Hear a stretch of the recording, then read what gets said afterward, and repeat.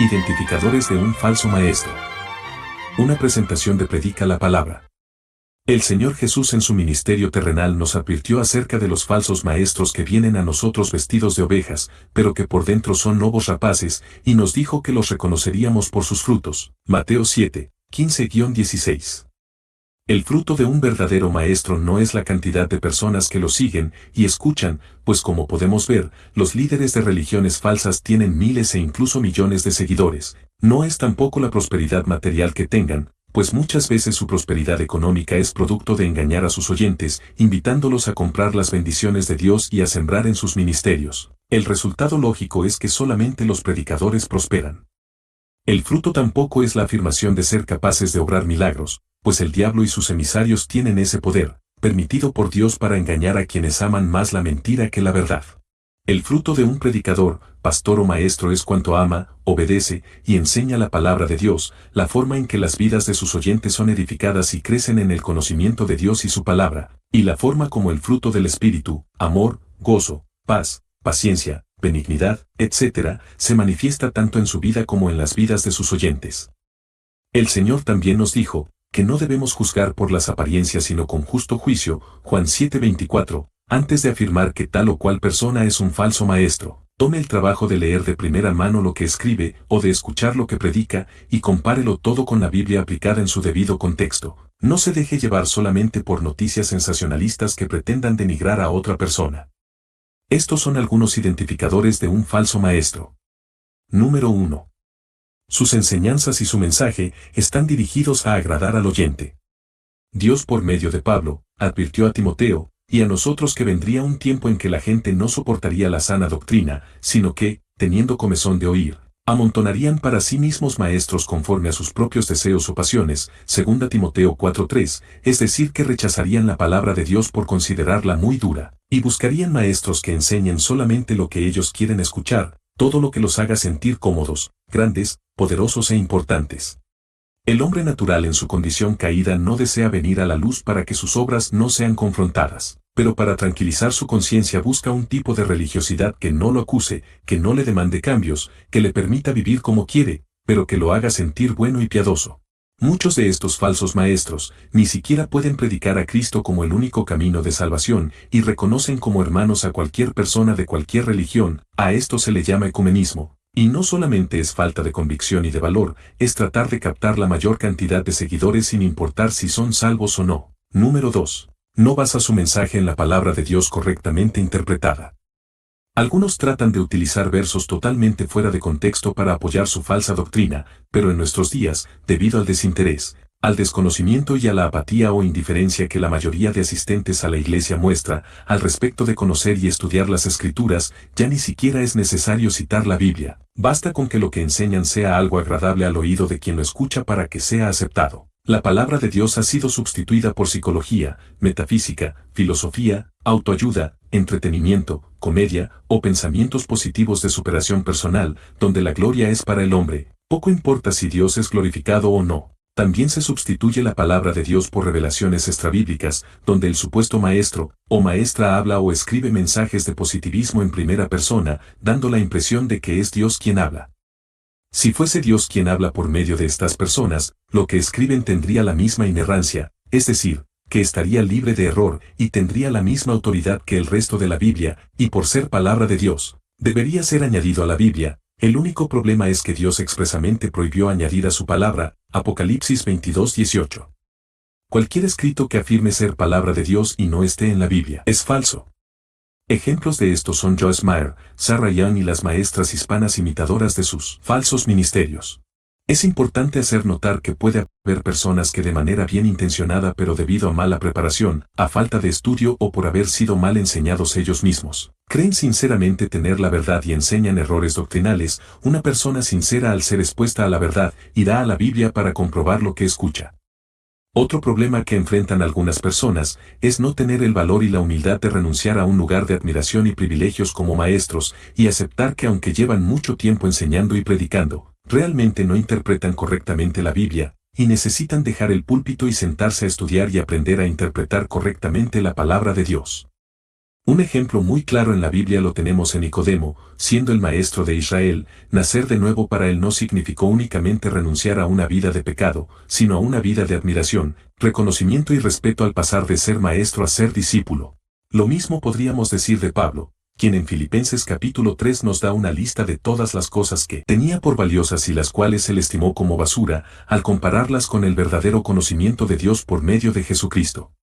Tristemente hay personas que han permanecido por mucho tiempo en un sistema religioso basado en experiencias y sobrenaturalidades, totalmente al margen de lo que realmente enseña la Biblia, y con el tiempo por su constancia y por ser prontos para hablar, han llegado a sobresalir, y son invitados a predicar y enseñar. Este tipo de personas, al encontrarse de cara con la verdad de Dios, prefieren permanecer en su error con tal de no renunciar a su prestigio y a su nivel de madurez, aunque todo sea una ilusión.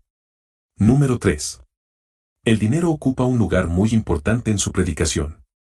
El dinero, si no ocupa el lugar más importante, ocupará uno muy importante en su mensaje.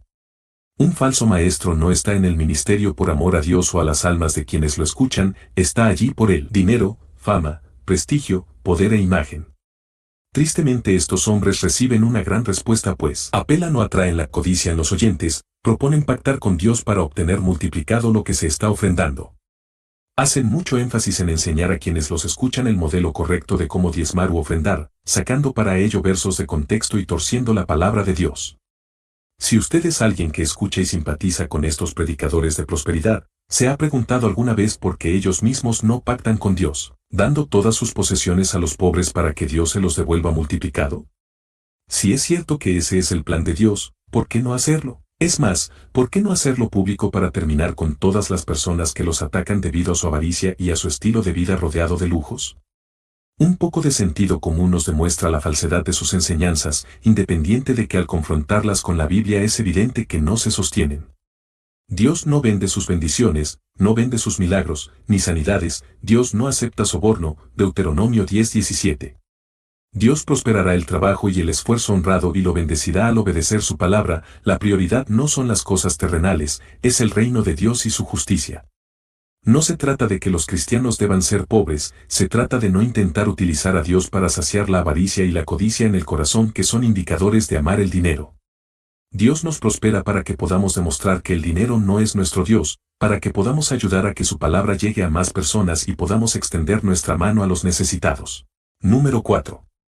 Su mensaje no promueve la santidad, ni busca la gloria de Dios.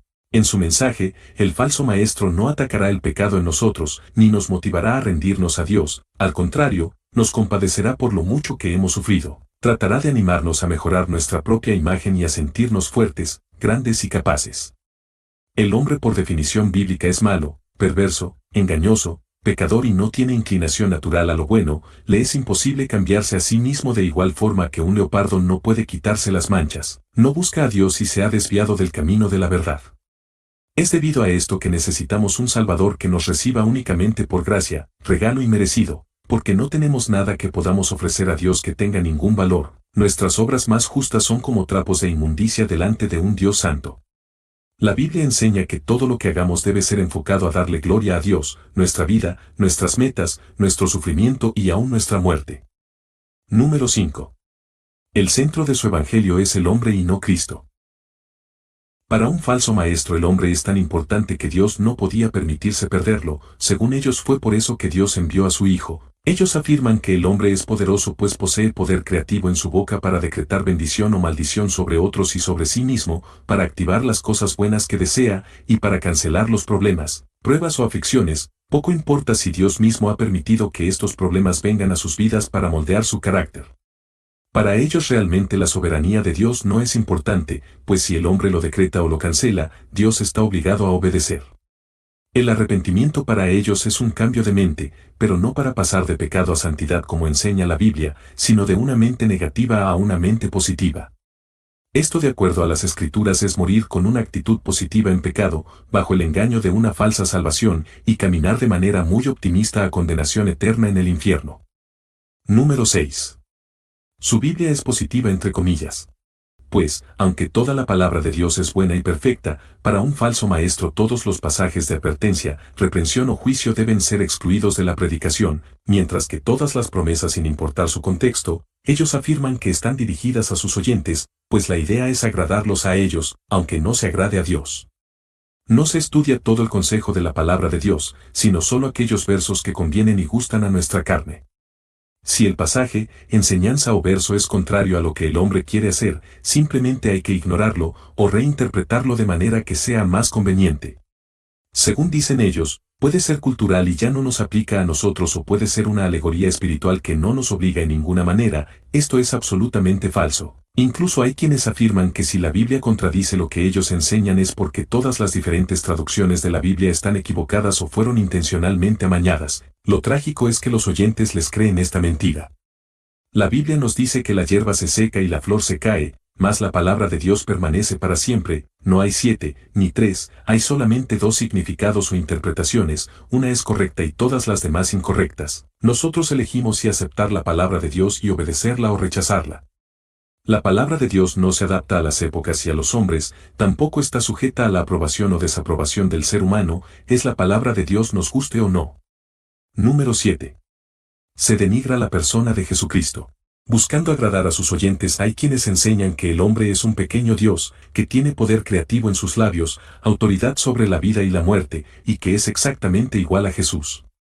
Joel y Victoria Austin afirman que Jesús era solo un hombre hasta que fue revestido del poder del Espíritu Santo. Kenneth Copeland afirma que el Espíritu Santo le dio una profecía donde Jesús decía que él nunca había afirmado ser Dios. Copeland además afirma que un creyente no es parecido a Jesús sino exactamente igual a Jesús. Y Carlos Luna afirma que si hubiera vivido en tiempos de Jesús se habría perdido, pues él es demasiado educado para seguir a un hombre que escupía en los ciegos, para sanarlos. Estos comentarios son blasfemias que atacan la persona y la deidad de Jesucristo en un intento de agradar al hombre elevándolo, aunque eso implique denigrar al Señor. Lo triste es que quienes se identifican como el pueblo de Dios dicen amén entre risas y aplausos. Número 8. Se presenta como evidencia de la aprobación de Dios el realizar milagros y sanidades. La mayoría de los seres humanos tienen temor a la muerte y a la enfermedad, muchas personas sufren en su propia persona o en su familia de enfermedades y buscan la solución.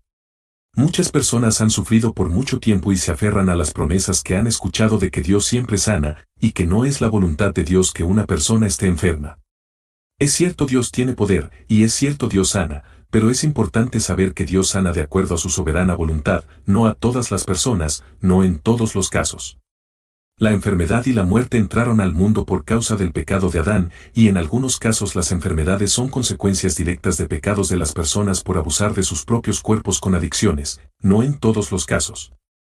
Lo que sí es verdad es que en todos los casos Dios lo permite, y Dios tiene un propósito que solo Él conoce.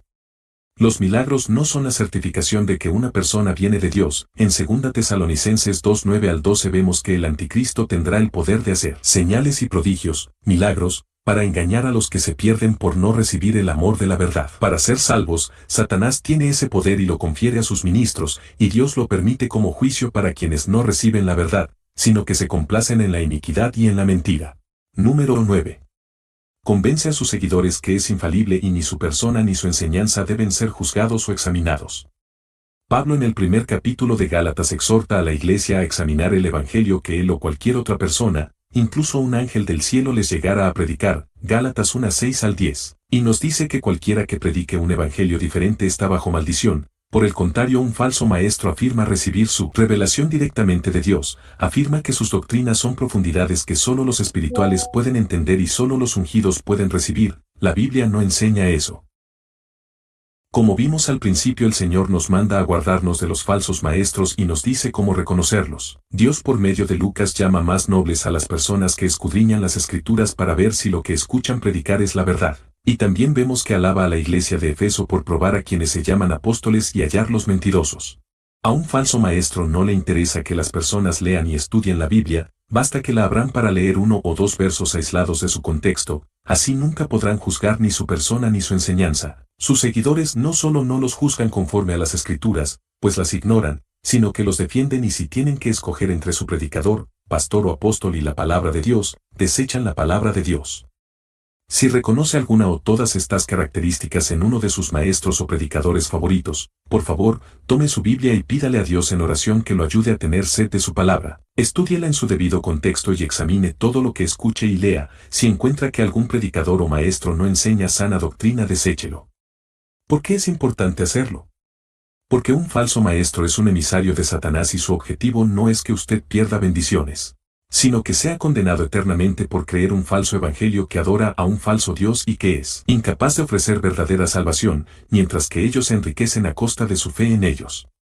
Acostúmbrese a examinar todo lo que escucha o lea a la luz de la Biblia. Examine también este estudio. Sea más noble como los hermanos de Berea en Hechos 17:11. Bendiciones. Esta fue una presentación de Predica la Palabra, publicada originalmente el 18 de agosto de 2018.